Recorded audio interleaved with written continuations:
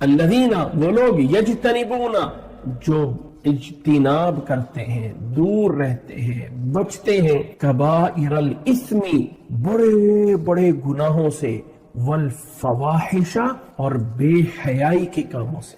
دیکھیں دو چیزیں ذکر کی ہیں، اگرچہ فواحش کو بھی کبیرہ گناہ میں لایا جاتا ہے، لیکن اللہ تعالیٰ نے ایک گناہ کو الگ سے ہائی لائٹ کیا ہے۔ فاحشہ کی جمع ہے فواحش، جس میں انسان کی حیا اور شرم ختم ہو جاتی ہے۔ وہ گناہ جو ہوتے ہیں بے شرمی کے گناہ، ان کو فواحشہ بولا جاتا ہے۔ بڑے گناہوں سے، جیسے کوئی قتل ہے، جیسے کوئی شرک ہے، جیسے کوئی کفر ہے، اس طرح کے بڑے بڑے گناہوں سے، چوری سے بچتے ہیں، شراب نوشی سے بچتے ہیں، جادو کرنے سے بچتے ہیں، جو کبائر الاسم ہے۔ اور ان کبائر الاسم میں بے حیائی، زنا، برائی کرنا بھی ہے، لیکن اس کے لیے الگ سے لفظ بھی بول دیا، الا اللمم، سوائے لمم کے۔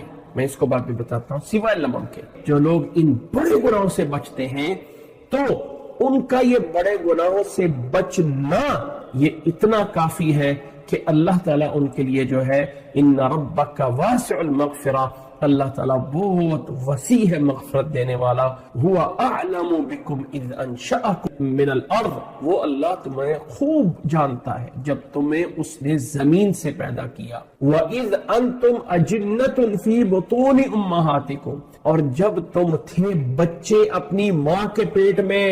فَلَا تُزَكُّوا أَنفُسَكُمْ، اپنے آپ کو بہت زیادہ جو ہے وہ بڑے بنا کے نہ بیان کرو، اپنا خود جو ہے وہ منہ سے میاں مٹھو نہ بنو۔ هُوَ أَعْلَمُ بِمَنِ اتَّقَى، وہ اللہ خود جانتا ہے کون متقی ہے۔ تو اپنی زبان سے کہو میں تو جی بڑا متقی ہوں، میں بڑا پرہیزگار ہوں، تو اللہ خوب جانتا ہے۔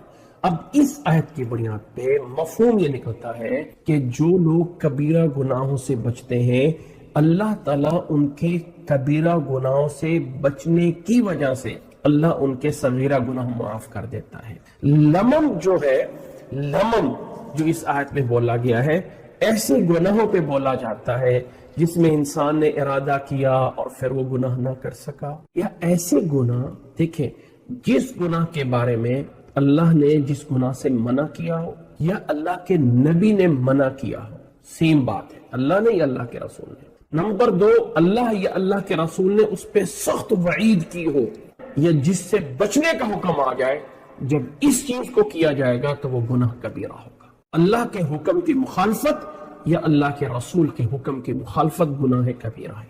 اور اللہ کے رسول کے حکم کی مخالفت کا کیا مطلب ہے کہ جس بات پہ اللہ کے نبی صلی اللہ علیہ وسلم آرڈر دے دیں، افعل، یہ کرو، اور پھر انسان کہ خیر ہے جی سنت ہے، یہ ہے نا، کیا فرق پڑتا ہے، یہ جائز نہیں ہے۔ اس بارے میں بہت سارے محدثین نے، بہت سے لوگوں نے باقاعدہ کتابیں لکھی ہیں کہ گناہ کبیرہ کون کون سے ہیں۔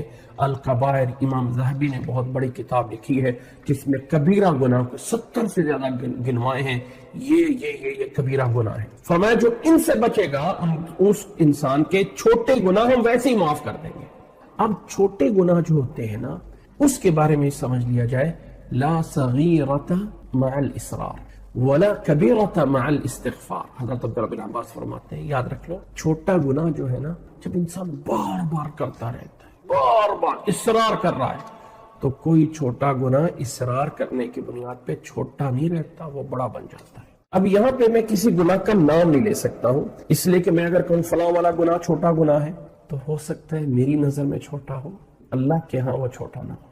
لا تحقرن من المعروف شیئا ولو ان تلقى اخاك بوجه طلق، نبی صلی اللہ علیہ وسلم نے فرمایا تھا لوگوں کسی کام کو چھوٹا نہ سمجھنا، گرچہ اپنے بھائی سے خندہ پیشانی سے ملنا ہی کیوں نہ ہو۔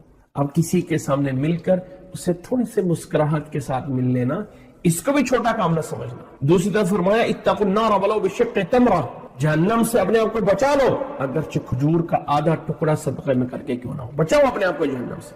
تو یاد رکھ لیں، میں یہاں پہ گناہ کا نام نہیں لے سکتا ہوں، تو صغیرہ گناہ سے اللہ تعالیٰ فرمایا اگر بڑے گناہوں سے، اور بڑے گناہوں کو یہاں پہ اللہ تعالیٰ نے دو کیٹیگری بنایا۔ بھائی کبیرہ گناہ تو ہے ہی ہیں، بہت سارے کبیرہ گناہ ہیں، اس میں فاحشہ اور بے حیائی کے جتنے بھی سٹیپس ہیں سارے کے سارے اللہ تعالیٰ نے قرآن مجید میں فرمایا شیطان کے خطوات کی پیروی نہ کرو۔